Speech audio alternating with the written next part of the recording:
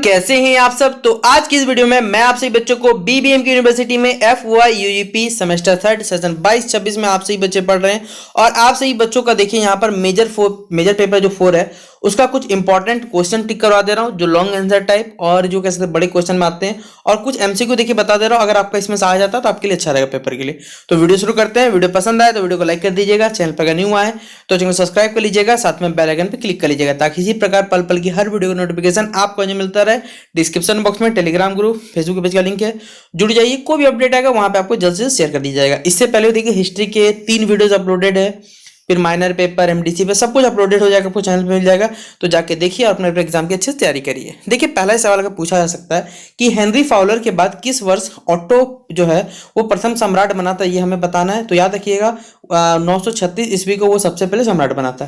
फिर ऑटो प्रथम एवं जो मग्यारों के जो मध्य हुआ था, लैकफील्ड का जो युद्ध हुआ था वो किस वर्ष हुआ था, हमें ये बताना है। तो ये याद रख लीजिएगा वर्ष 955 ईस्वी में हुआ था ये युद्ध। अगला सवाल पूछा जाए तो निम्नलिखित में से किसे द्वितीय सालिमा के कहा जाता है। तो याद रखिएगा ऑट्टो एक को कहा जाता है द्वितीय सालिमा। फिर ऑट्टो एक की जो मृत्यु हुई थी वो किस वर्ष हुई थी, तो 983 ईस्वी में हुई थी उसकी मृत्यु। फिर ऑट्टो प्रथम का जो उत्तराधिकारी था यानी जो उसका प्रिंस था वो कौन बना था, तो ऑट्टो 3 बना था। ठीक है। फिर अगला हमारे पास निम्नलिखित में से किस पोप ने मानाभिषेक अथवा जो अनुप्रतिष्ठान की प्रथा को समाप्त करने का दृढ़ निश्चय किया था, तो उसका नाम था प्रो ग्रेगरी सप्तम। फिर अगला हमारे पास निम्नलिखित में किस शासक को पोप से क्षमा मांगने हेतु कनौसों से जोड़ा जाता है, बताना यहाँ पर। तो उसका क्या नाम है, तो हेनरी चतुर्थ का नाम यहाँ जाना जाता है। अगला है पोप एवं सम्राटों के मध्य जो है बर्मस की जो संधि हुई थी वो कब संपन्न हुई थी, तो 1122 ईस्वी को ये संपन्न हुई थी। फिर फ्रेडरिक वन बारबोसा किस वर्ष रोमन साम्राज्य का सम्राट निर्वाचित हुआ था, तो 1152 ईस्वी को वो निर्वाचित हुआ था। फिर अगला हमारे पास किस रोमन सम्राट को उदार दृष्टिकोण के कारण आधुनिकों में प्रथम माना जाता है, हमें बताना है। तो इसे माना जाता है फ्रेडरिक द्वितीय को यानी फ्रेडरिक 2 को। फिर सामंत युग में कम्मी से क्या तात्पर्य है, यह हमें बताना है। तो कम्मी मतलब होता है अर्धदास जिसे कहा जाता है। फिर अगला हमारे पास सामंतवाद के शौर्य से प्रभावित रचना कैंटरबरी टेल्स के लेखक कौन है, तो इसके लेखक है चौसर। फिर अगला हमारे पास मध्यकालीन यूरोप में मैनर व्यवस्था का जो संबंध वो किस क्षेत्र से है, तो ये संबंध है आर्थिक क्षेत्र से इसका संबंध होता है। फिर अगला पॉइंट है हमारे पास यहाँ पर मैनर व्यवस्था के शासन अधिकारियों के सामंत के बाद सर्वोच्च पद पर कौन होता था, स्टीवर्ट, बैलिफ, रीड या इनमें से कोई नहीं। तो इस पर कौन यहाँ पर सर्वोच्च होता था, वो स्टीवर्ट सर्वोच्च था। फिर अगला हमारे पास 14वीं शताब्दी में यूरोप में फैली किस महामारी को ब्लैक डेथ के नाम से जाना था, ये सब जानते हैं, इसे प्लेग कहा जाता है, ऑप्शन नंबर ग। फिर हमारे पास मध्यकालीन इटली के नव विकसित नगरों में निम्नलिखित में से कौन सा समय नहीं था, आपको बताना है। तो वो है हमारे पास है नूरमबर्ग है। फिर अगला है तुलो के सामंत द्वारा 1144 ईस्वी में मंटोवन नगर की स्थापना किसके द्वारा की गई थी, किस स्थान पर रखी गई थी, बताना है। तो फ्लोरेंस स्थान पर ये नींव रखी गई थी। फिर यूरोप के किस राज्य में सर्वप्रथम नगरीय सभ्यता का विकास हुआ, तो वो था इटली था। अगला हमारे पास है इटली के नगर राज्यों में सर्वाधिक प्रसिद्ध कौन सा था, तो वो था वेनिस था, ऑप्शन नंबर घ।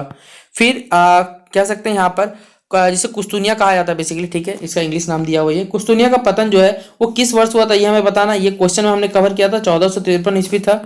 सामान्यतः क्या होता है मध्यकालीन नगरों की जो शासन व्यवस्था का सर्वोच्च अधिकारी होता था कौन, तो वो होता था मेयर।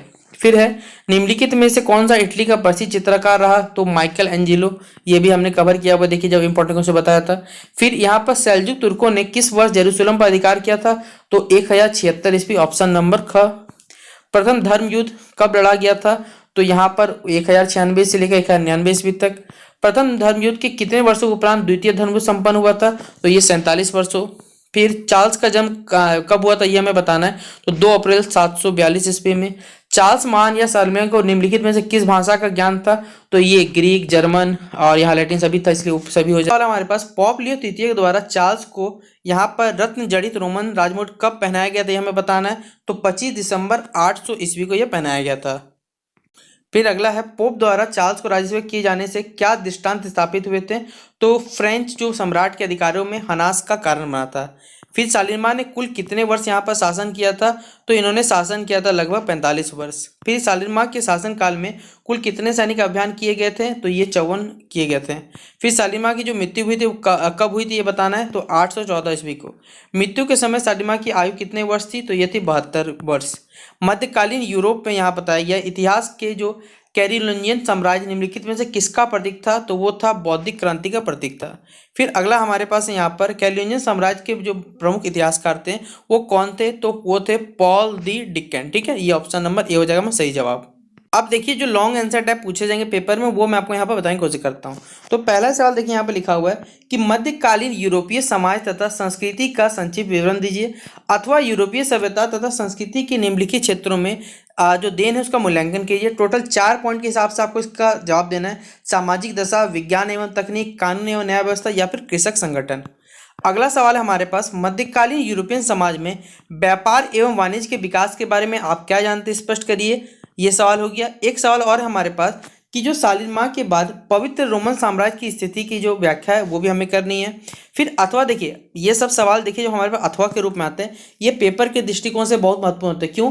अगर आपको सवाल कहीं से उल्टा पुल्टा करके दे दिया गया तो आपको समझने में दिक्कत होगा कि सवाल कहाँ से है। इसीलिए देखिए एक ही सवाल का बहुत सारा मतलब निकल सकता है। जैसे लिखा हुआ है, अथवा वक्स के समझौता तक साम्राज्य एवं पोप के बीच जो संघर्षों का कारण था उसका विवेचना करिए। इसी में देखिए आपको अथवा करके दे दिया, पोप गिरी जो 7वें थे उनकी उपलब्धियों का आपको वर्णन करना है। तो आपको या की जगह पे जो सवाल देगा आप वो लिख सकते हैं। ठीक है, यही सब क्वेश्चन देखिए आपको पेपर में बहुत सारा अच्छा बन सकता है। तो आप लोग एक ही क्वेश्चन से बहुत सारा क्वेश्चन रिलेट भी कर सकते हैं इस प्रकार से। फिर अगला हमारे पास इसी वाला देखिए, अथवा क्या करना है, जो फ्रेडरिक बारबोसा के आदर्श यथार्थ के बजाय रोमांटिक अधिक थे, आप इस बात को कथन को कैसे सिद्ध करिए बताइए। फिर जो पोप इनोसेंट तृतीय थे के समय जो पोप वाले पद थे अपने चरम उत्कर्ष पे थे, ये आपको सिद्ध करना है। ये तो हमारा एक ही सवाल को देखिए अथवा करके आपको दिया गया था, किस प्रकार आप सवाल का जवाब दीजिएगा। फिर अगला सवाल देखिए हमारे में पूछा गया, सामंतवाद से आप क्या समझते हैं, उसकी जो ऐतिहासिक यहाँ पर पृष्ठभूमि देते हुए उसके विकासों के कारणों का क्या करना है, आपको यहाँ उल्लेख करना है। यानी सामंतवाद क्या होता है आपको बताना है, और उसकी जो ऐतिहासिक जो कहते हैं पृष्ठभूमि है उसका उल्लेख के कारण आपको उसका विकास के साथ साथ बताना है।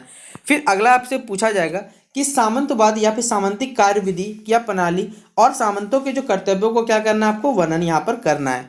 फिर सामंतवाद के स्वरूप का आपको क्या करना है, संक्षेप में वर्णन करना है। सामंतवाद की प्रमुख मुख्य विशेषता को उल्लेख कीजिए। देखिए इसमें से बहुत से सवाल जो मैंने आपसे बच्चों को करवा भी दिया, अगर आपने नहीं देखा है तो जाइए तीनों के तीनों वीडियोस आपको चैनल पर अपलोडेड मिल जाएंगे, उन वीडियोस को देखिए और अपने अपने एग्जाम का देखिए। जो इंपॉर्टेंट क्वेश्चन है वो भी बता दिया मैंने आपको, कुछ टिक करवा दिया। बाकी आपका सिलेबस से देखिए जितना लग सकता था मुझे वो मैंने आपको लगभग कवर करा दिया। और भी कुछ कुछ है देखिए यहाँ पर, जैसे मध्यकालीन यूरोप में जो विश्वविद्यालय का उदय एवं विकास की जो विस्तृत विवेचना है वो आपको यहाँ पर करनी है। फिर मध्यकालीन यूरोप में नगरों के उदय एवं विकास का आपको क्या करना है, वर्णन करना है। फिर यहाँ पर जो भौगोलिक अन्वेषण के लिए जो भी उत्तरदायी कारक है उनकी विवेचना करनी है।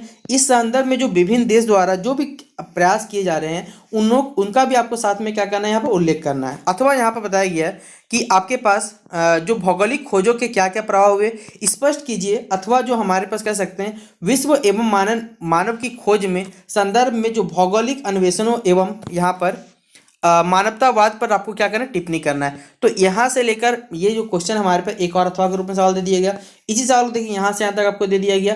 तो इस प्रकार आपका जो इंपॉर्टेंट क्वेश्चन बन सकता था हिस्ट्री का मेजर पेपर 4 का, वो मैंने आपको करने की कोशिश की है। तो बाकी आपको वीडियो कैसा लगा जरूर बताइएगा, पसंद आया तो शेयर करने मुझे नहीं लगता कोई कमी होनी चाहिए। तो मिलते हैं नेक्स्ट वीडियो पे, तब तक के लिए जय हिंद जय भारत।